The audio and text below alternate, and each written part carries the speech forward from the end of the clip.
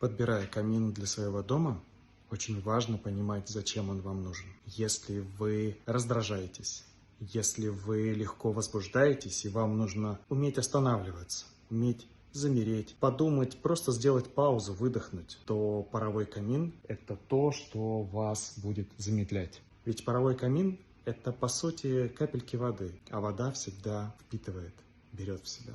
А если вам нужна энергия, чтобы двигаться, чтобы достигать, чтобы идти вперед, то ваш дом нуждается в живом огне.